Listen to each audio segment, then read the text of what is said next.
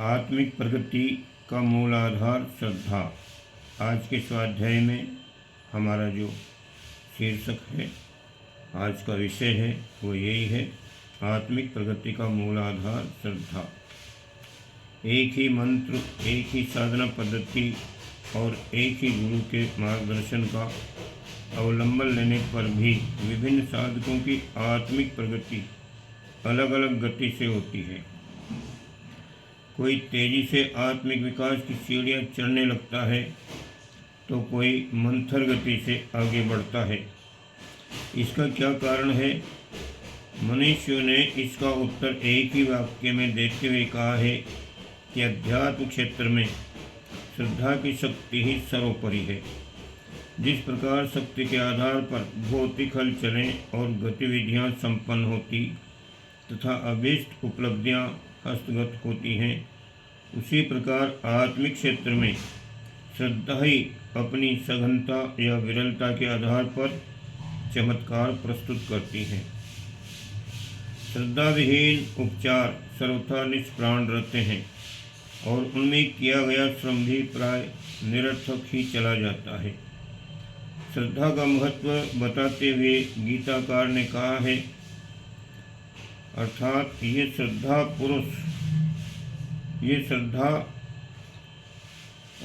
ये पुरुष श्रद्धामय है। जो जिस श्रद्धा वाला है, अर्थात जिसकी जैसी श्रद्धा है, वो स्वयं भी वही अर्थात उस श्रद्धा के अनुरूप ही है। ये श्रद्धा ही है जो निर्जीव पाषाण प्रतिमाओं में भी प्राण भर देती है और उन्हें अलौकिक चमत्कारी क्षमता से संपन्न बना देती है।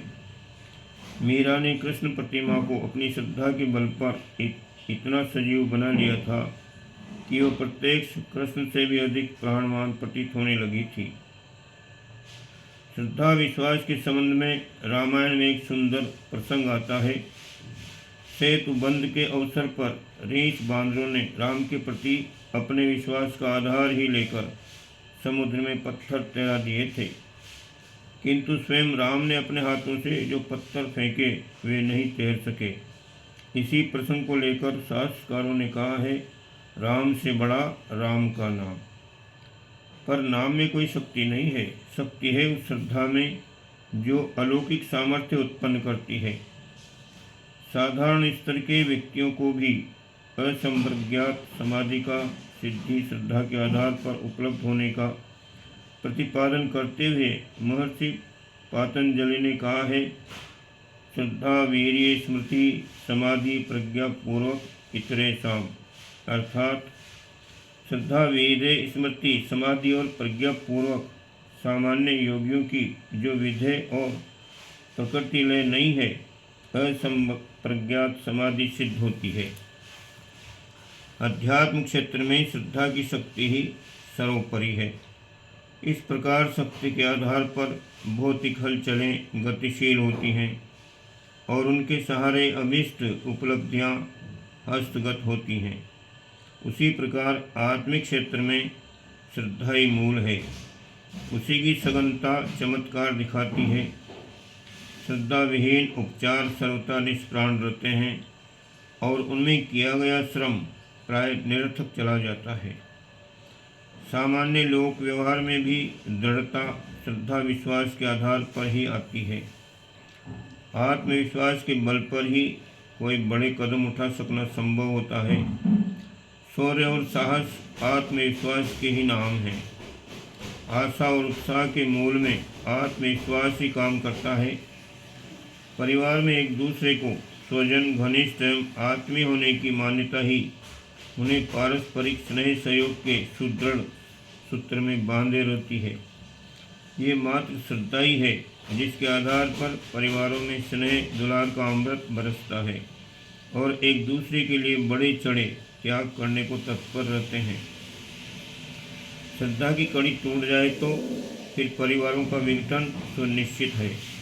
वे तनक सी बातों पर अंतःकलह के अखाड़े बनेंगे और देखते देखते बिखर कर अस्त व्यस्त हो जाएंगे। कृषि, उद्योग, शिल्प, खेल आदि सब में अपने कार्यक्रम के सही होने का विश्वास रखकर ही चला जाता है। व्यवसायी एक दूसरे पर विश्वास करके लेन देन करते हैं। बैंकें बड़े बड़े जोखिम उठाती हैं। उधार का आधार ही विश्वास है। कर्मचारियों के हाथ में व्यवसायी की लगाम रहती है। रसोईया भी विष देकर आसानी से सारे घर को मृत्यु की गोद में सुला सकता है। पत्नी सारी संपत्ति लेकर गायब हो सकती है। ये आशंकाएं रहते हुए भी मनुष्य को विश्वास का ही सहारा लेना पड़ता है।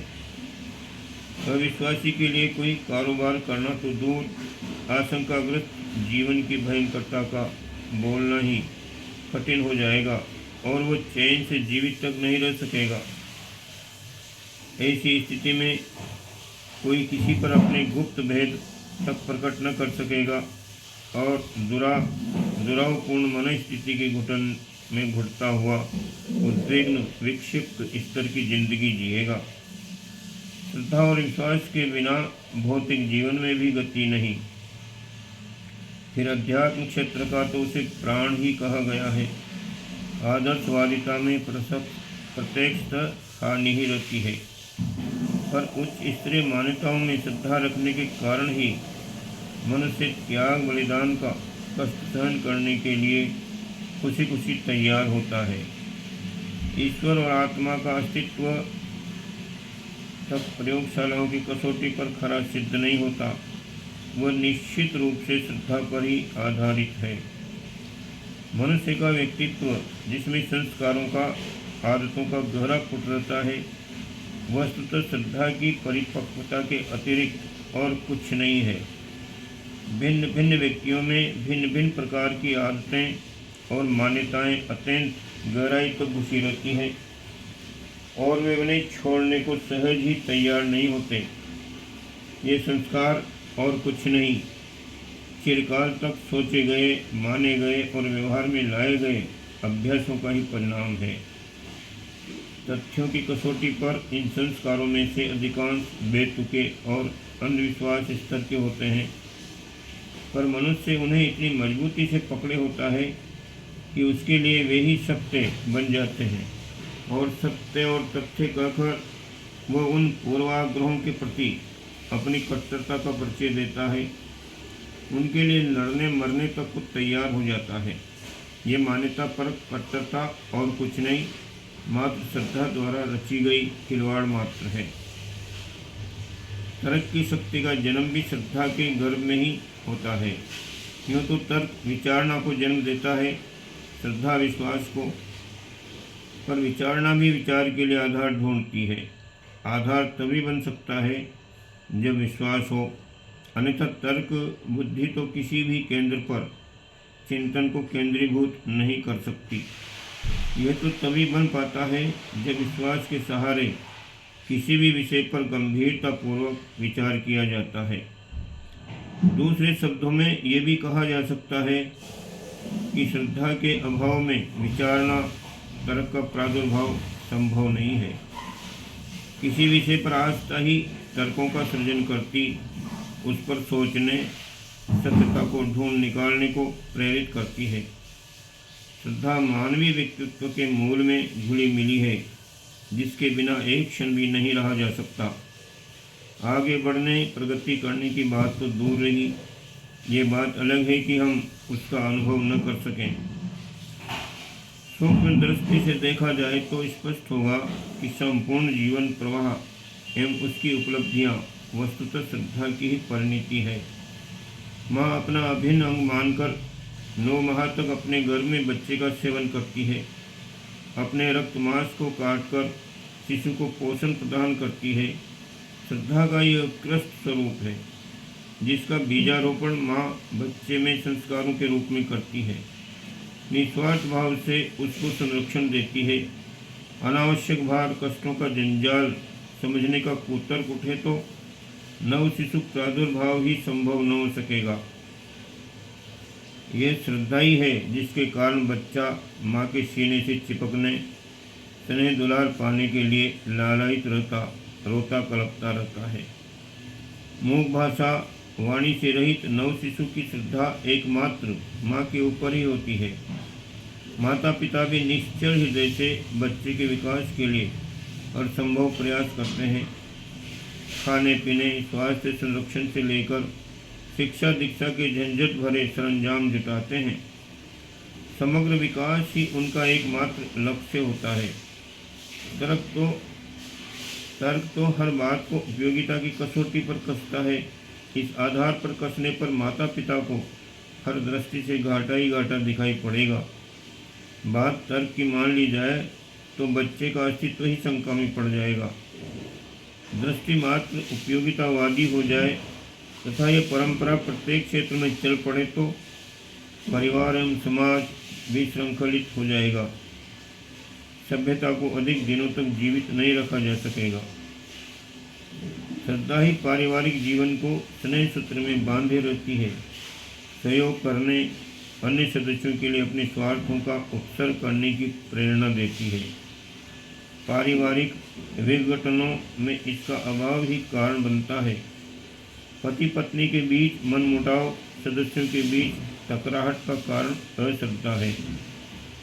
तर्क एवं उपयोगिता की कसौटी पर कसने पर तो वृद्ध माता पिता का महत्व भी समझ में नहीं आता। वे भार के रूप में ही दिखाई पड़ते हैं, किंतु श्रद्धा दृष्टि जानती है कि उनका कितना ऋण चढ़ा है। उनके आशीर्वाद, स्नेह को पाने की कामना आजीवन बनी रहती है। ये भाव दृष्टि तो श्रद्धा की उपलब्धि है, जो सदा एक युवक को माता पिता के समक्ष नतमस्तक किए रहती है। मनुष्य के व्यक्तित्व की ढलाई श्रद्धा के भट्टी के सानिध्य में होती है। इस श्रद्धा तत्व की गरिमा को यदि स्वीकार किया जा सके तो यह भी मानना पड़ेगा कि उसे विकसित, परिष्कृत एवं परिपक्व करने के लिए आस्तिकता की मान्यता का सहारा लेना आवश्यक है। ईश्वर के अस्तित्व की आस्था और उसके साथ तादाद में बिठाने के प्रयास में इतना लाभ प्रत्यक्ष मिलता है कि मनुष्य की आदर्शवादी निष्ठाएं परिपक्व होती हैं और उनके सहारे व्यक्ति ऐसा बनता है जिसमें आत्मा के अस्तित्व का परिचय भीतर और बाहरी दोनों क्षेत्रों में प्राप्त किया जा सके। श्रद्धा को महानता का बीज कह सकते हैं। वही उगता है, वही बढ़ता है और परिपुष्ट होता है, जो जीवन वृक्ष को स्वर्गस्थ कल्प वृक्ष के समान बना देता है। चेतना का वर्चस्व उसी से निखरता है। नर बानर का मानव, महामानव, अतिमानव की दिशा में बढ़ चलने का साहस एवं बल श्रद्धा के सहारे ही संभव होता है।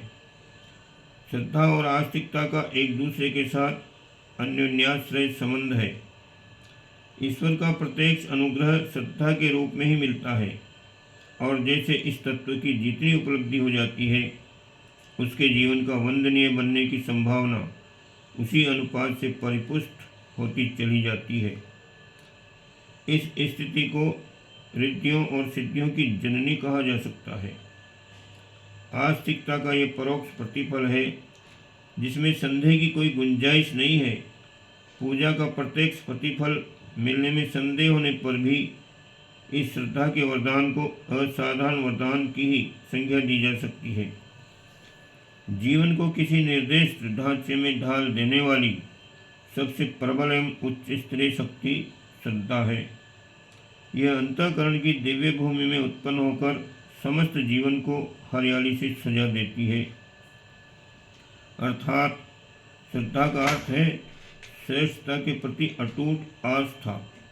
यह आस्था जब सिद्धांत एवं व्यवहार में उतरती है तो उसे निष्ठा कहते हैं। यही जब आत्मा के स्वरूप, जीवन दर्शन एवं ईश्वर भक्ति के क्षेत्र में प्रवेश करती है तो श्रद्धा कहलाती है।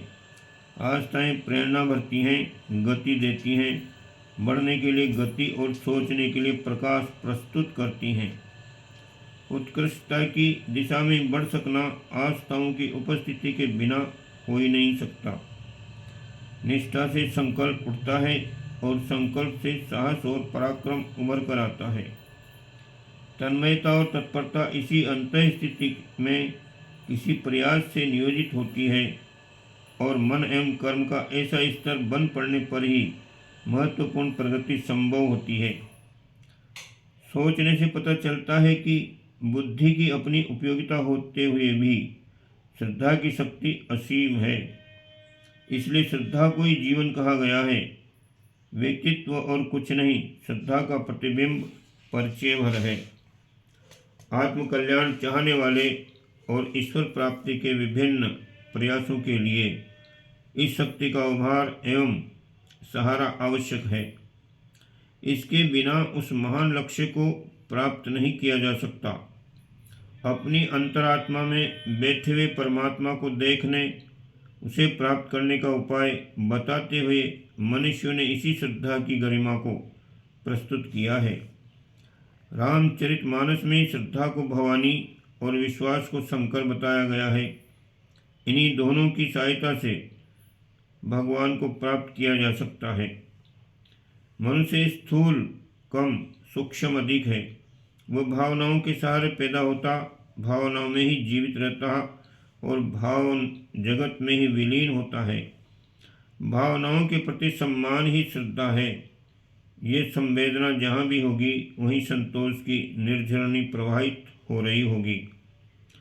भगवान कृष्ण ने कहा है, हे अर्जुन, ये सृष्टि श्रद्धा से विनिर्मित है। जिसकी जैसी श्रद्धा होती है वह पुरुष वैसा ही बन जाता है। अर्थात बुराइयों के प्रति श्रद्धा व्यक्ति को समस्याओं में कैद कर देती है, तो आदर्शों के प्रति आस्था मनुष्य जीवन को सुख शांति और प्रसन्नता भर देती है। अंतःकरण की उत्कृष्टता को श्रद्धा के नाम से जाना जाता है। उसका व्यवहारिक स्वरूप है भक्ति। यूँ साधारण बोलचाल में दोनों का उपयोग पर्यायवाची शब्दों के रूप में होता है, फिर भी कुछ अंतर तो है ही। श्रद्धा अंतरात्मा की आस्था है। श्रेष्ठता के प्रति असीम प्यार के रूप में उसकी व्याख्या की जा सकती है। भक्ति उसका व्यवहारिक रूप है। करुणा, उदारता, सेवा, आत्मीयता के आधार पर चलने वाली विभिन्न गतिविधियों को भक्ति कहा जा सकता है। देश भक्ति, आदर्श भक्ति, ईश्वर भक्ति आदि के रूपों में त्याग, बलिदान के, तप साधना के, अनुकरणीय आदर्शवादिता के अनेकों उदाहरण इसी भक्ति भावना की प्रेरणा से बन पड़ते हैं। आस्थाएं, आकांक्षाएं जब परिपक्व स्थिति में पहुंचती हैं और निश्चय पूर्वक लक्ष्य की ओर बढ़ती हैं तो उन्हें संकल्प कहते हैं। संकल्प की प्रचंड शक्ति सब जानते हैं। संकल्पों के धनी व्यक्तियों ने ही सामान्य साधनों और सामान्य अवसरों में ऐसी चमत्कारी सफलताएं उपलब्ध की हैं।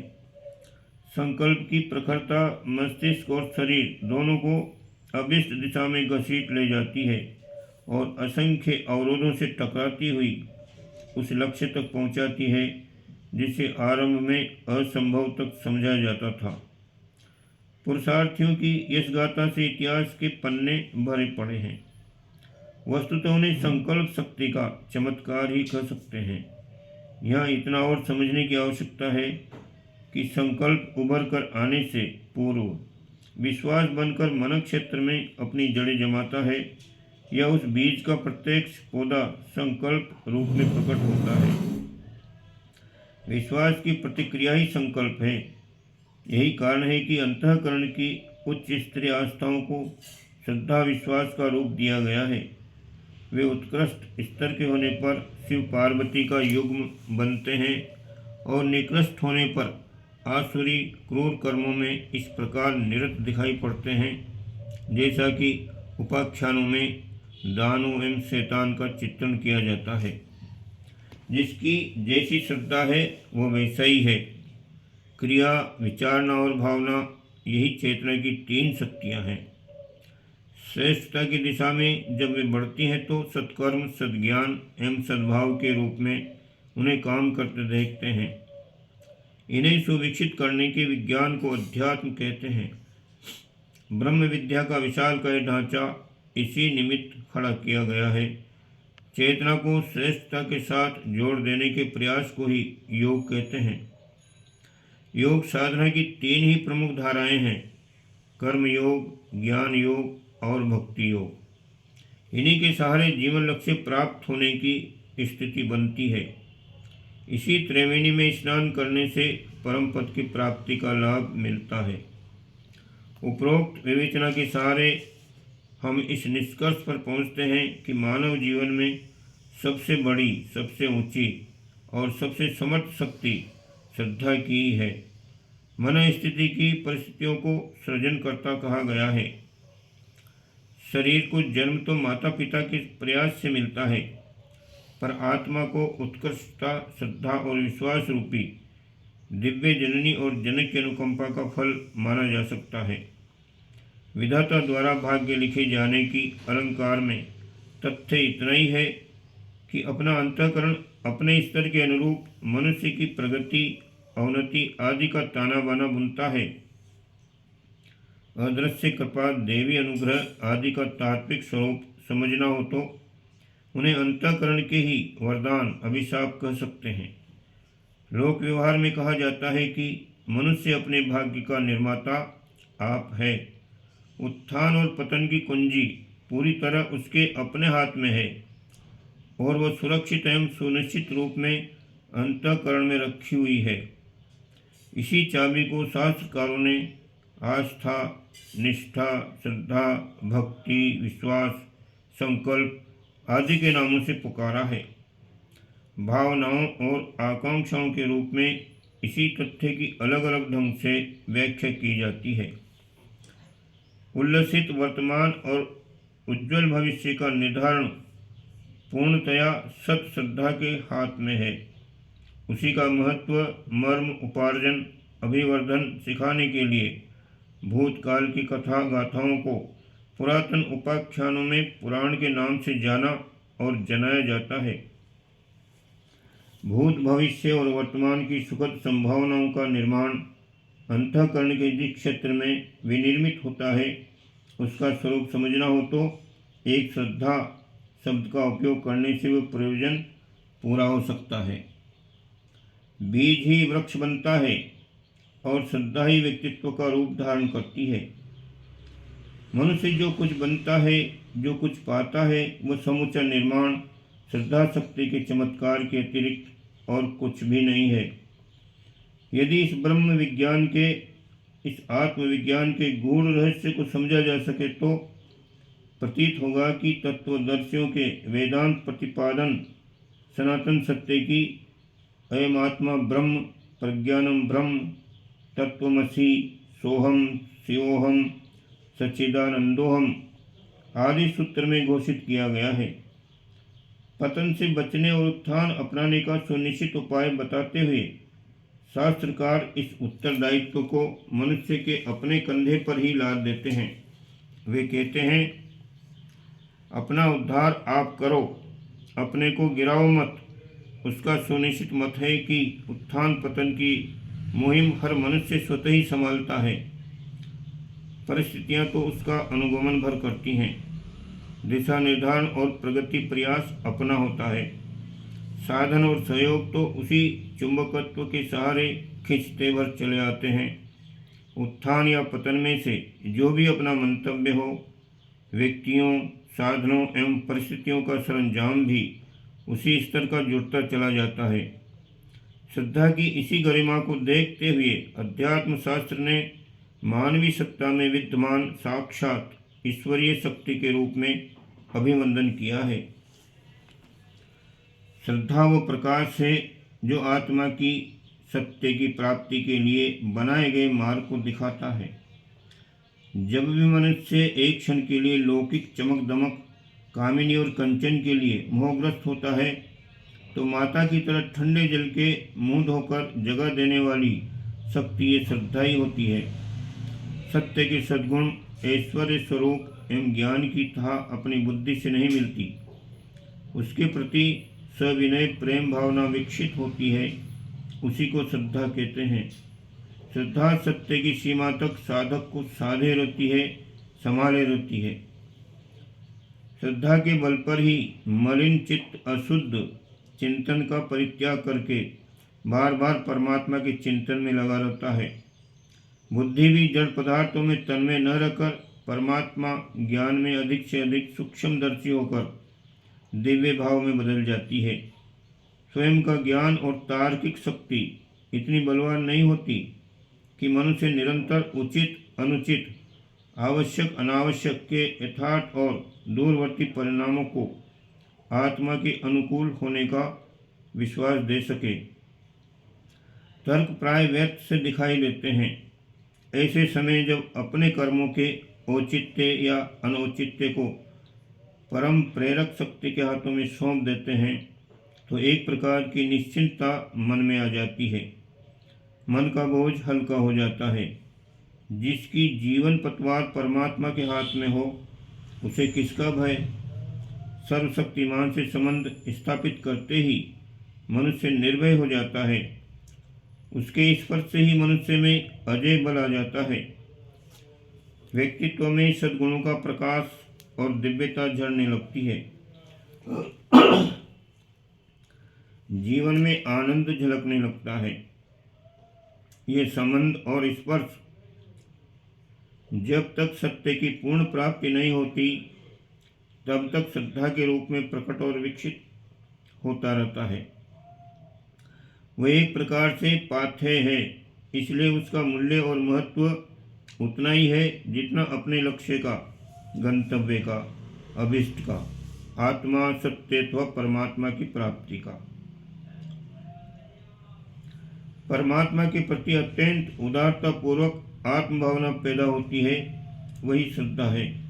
सात्विक श्रद्धा की पूर्णता में अंतःकरण स्वतः पवित्र होता है। श्रद्धायुक्त जीवन की विशेषताओं से ही मनुष्य स्वभाव में ऐसी सुंदरता बढ़ती जाती है जिसको देखकर श्रद्धावान स्वयं संतुष्ट बना रहता है। श्रद्धा सरल हृदय की ऐसी प्रीतियुक्त भावना है जो श्रेय पद की सिद्धि कराती है। इसलिए शास्त्रकार कहते हैं,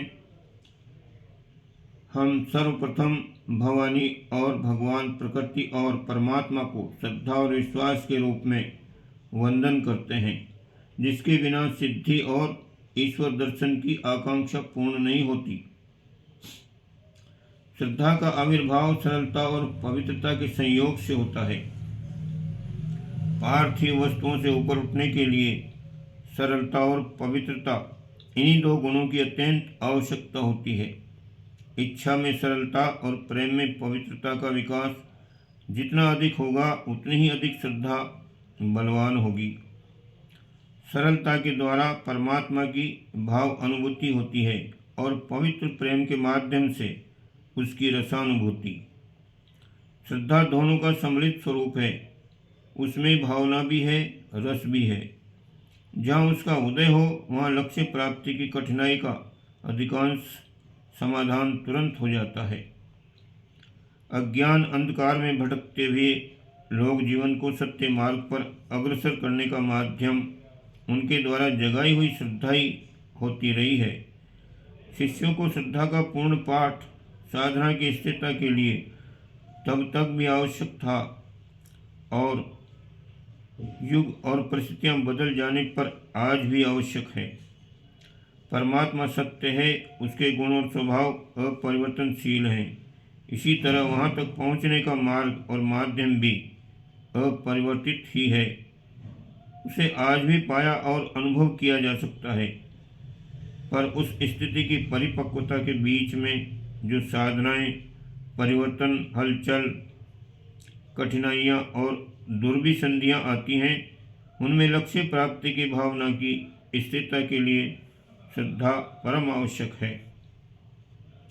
यहाँ श्रद्धा की शक्ति का संक्षिप्त सा अभ्यास दिया गया है कि उसे मानव जीवन की सर्वोपरि सामर्थ्य के रूप में समझ सकने में सुविधा हो।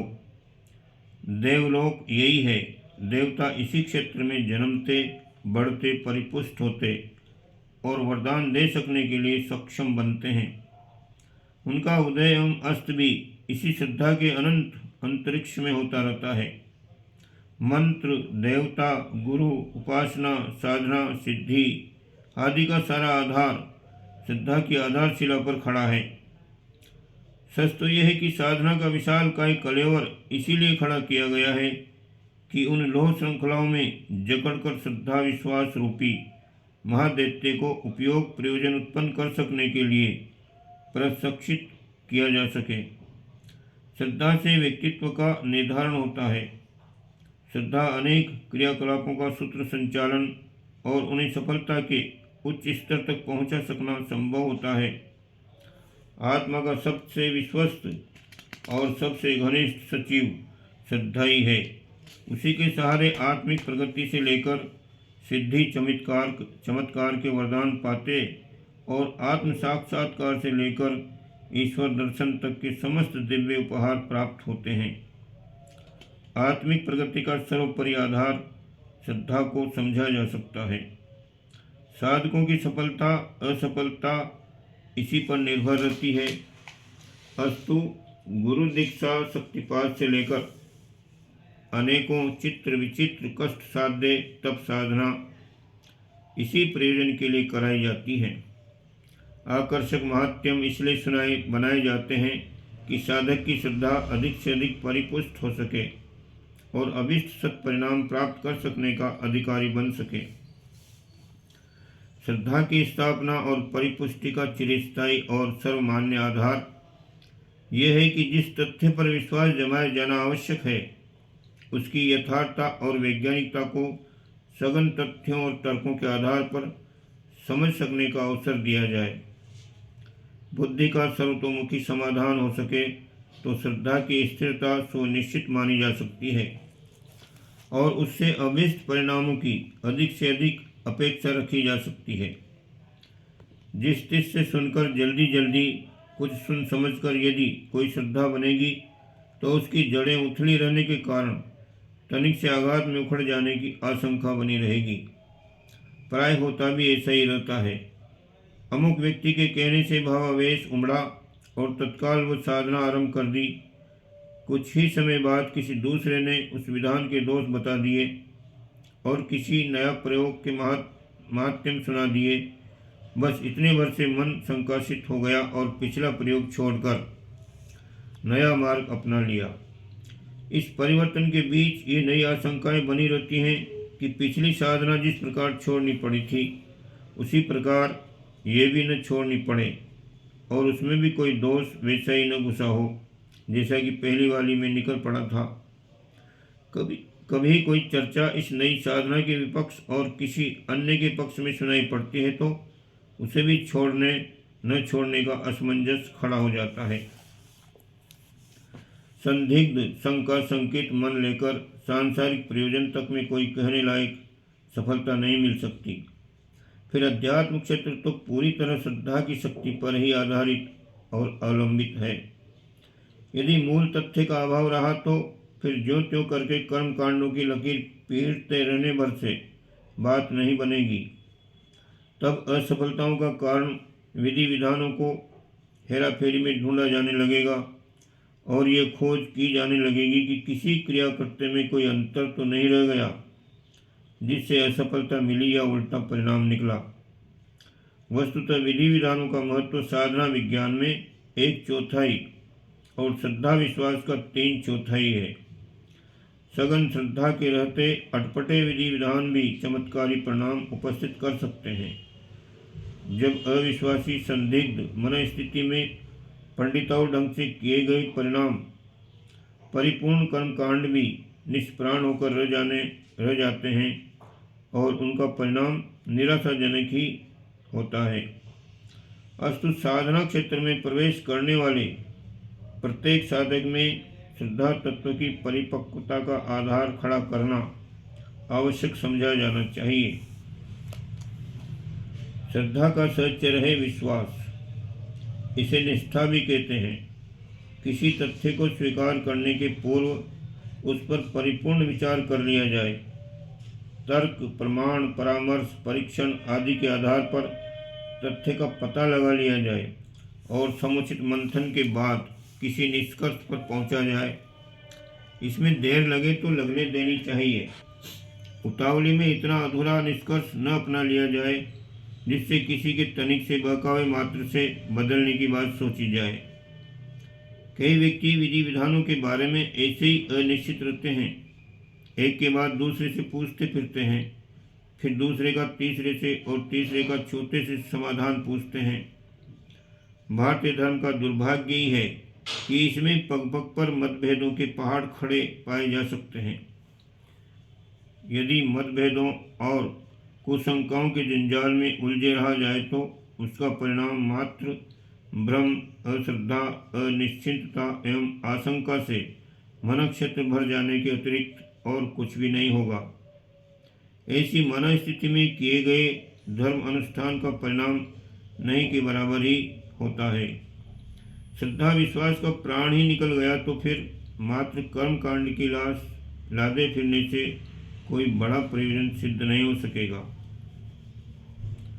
विश्वास का तात्पर्य है जिस तथ्य को मान्यता देना, उस पर दृढ़ता के साथ आरूढ़ रहना।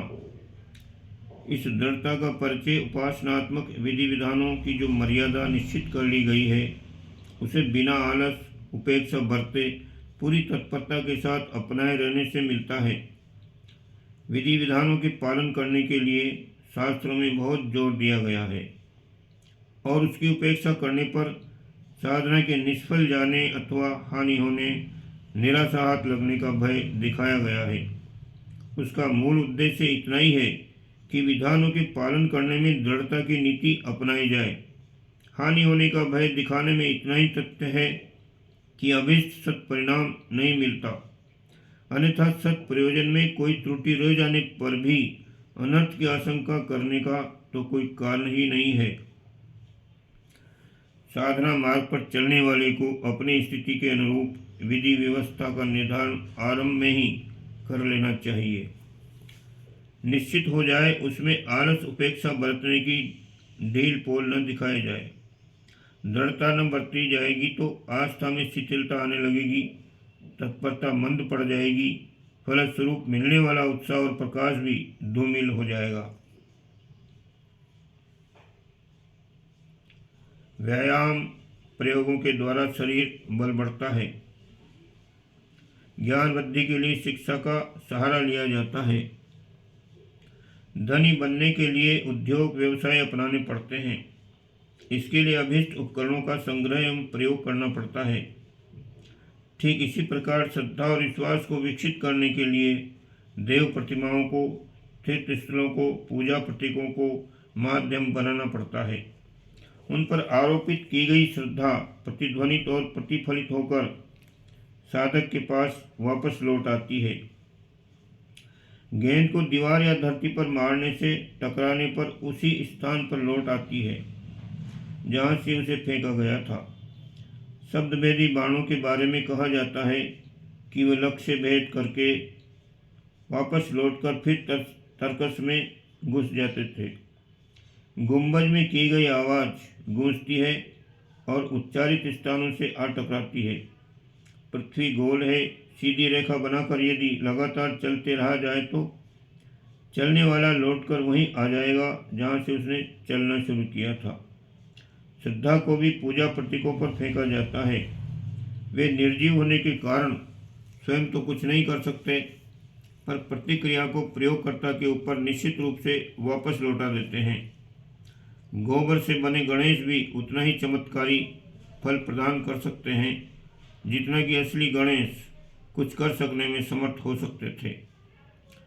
एकलव्य ने मिट्टी द्वारा बनी द्रोणाचार्य की प्रतिमा से उतना लाभ प्राप्त कर लिया था जितना कि असली द्रोणाचार्य से पांडवों को नहीं मिल सका।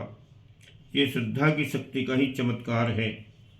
देवताओं का निवास काष्ठ, पाषाण आदि में नहीं रहता। भावना ही देवता का निवास बनती है। अस्तु देव दर्शन से होने वाले लाभों में भावना का स्तर ही प्रमुख कारण है।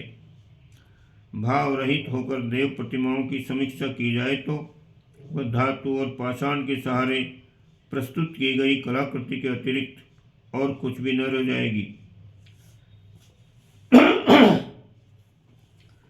श्रद्धा और विश्वास के अभिवर्धन में एक जीवित तत्व भी सहायक सिद्ध होता है और वह है गुरु।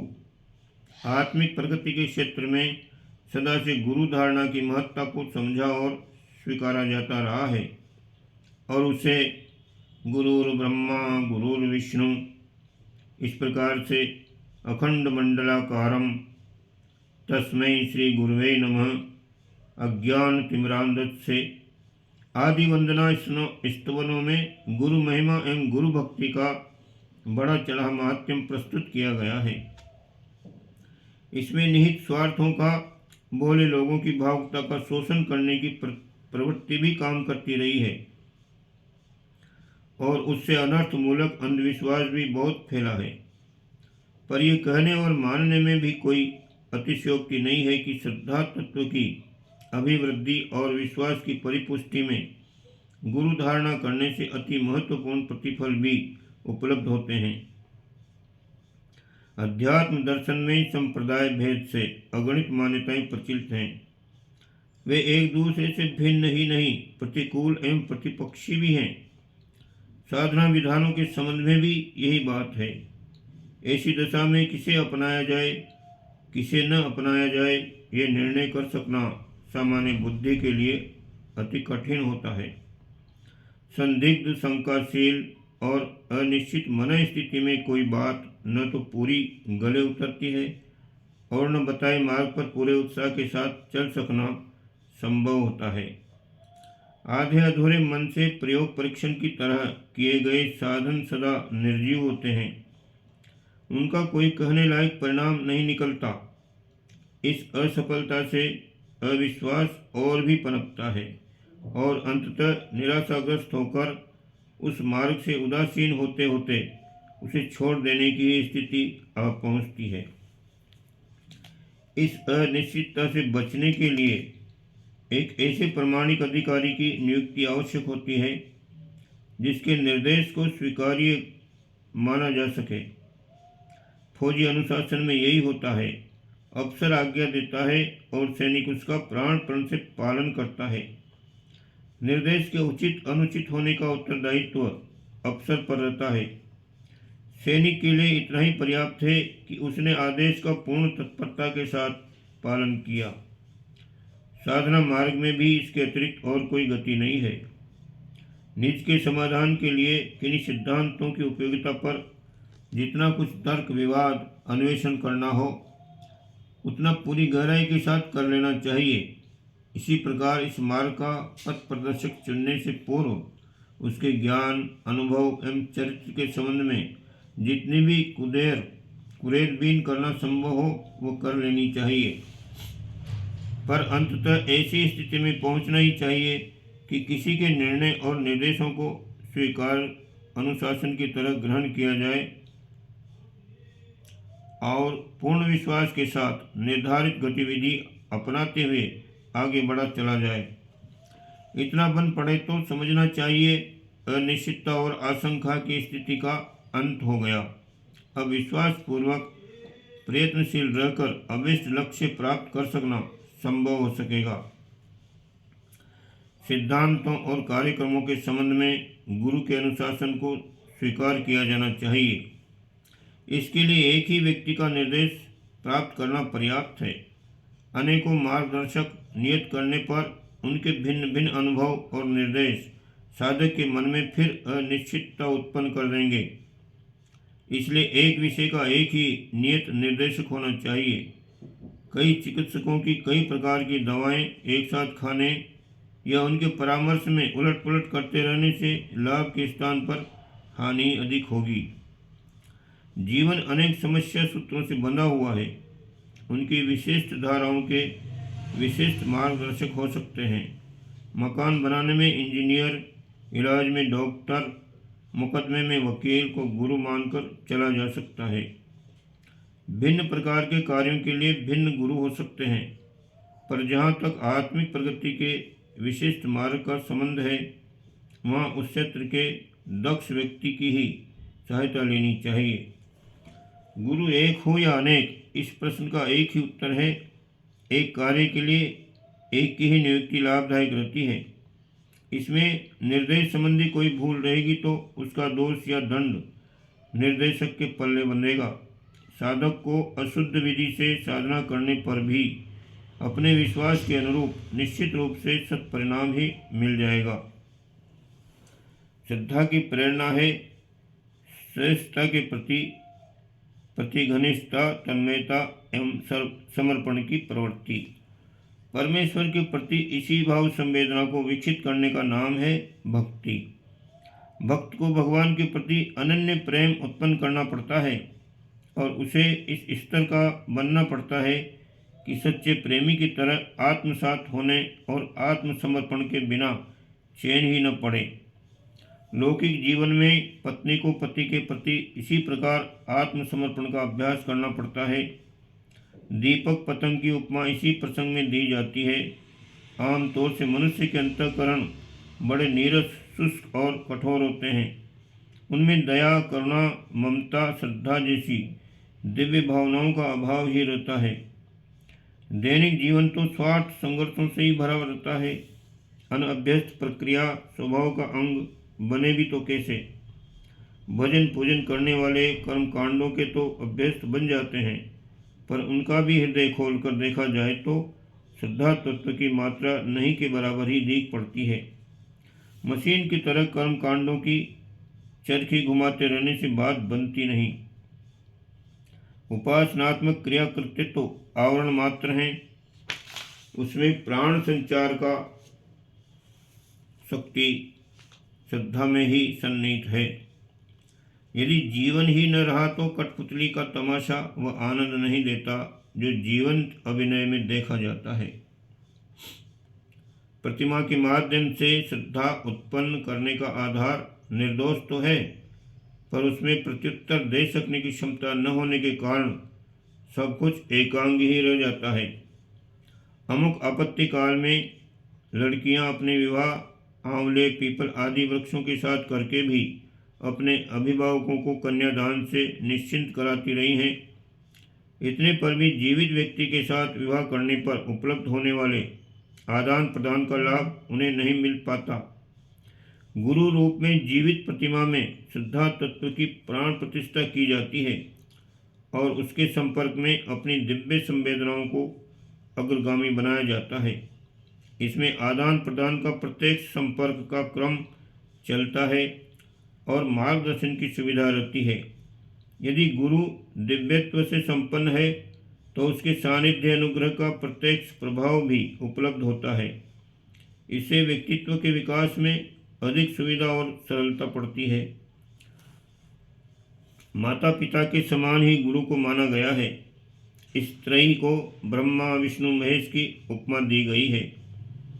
हिंदुत्व का प्रतीक यज्ञोपवीत के रूप में धारण किया जाता है। इस संस्कार के अवसर पर गुरु द्वारा गायत्री मंत्र लेने का विधान है।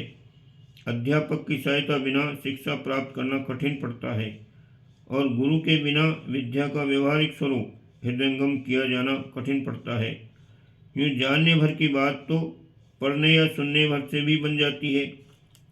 आत्मोत्कर्ष की साधना में तो गुरु वर्ण करने की आवश्यकता एक प्रकार से अनिवार्य ही मानी गई है। इस व्यवस्था में श्रद्धा तत्व के विकास में एक उपयोगी आधार खड़ा करना होता है।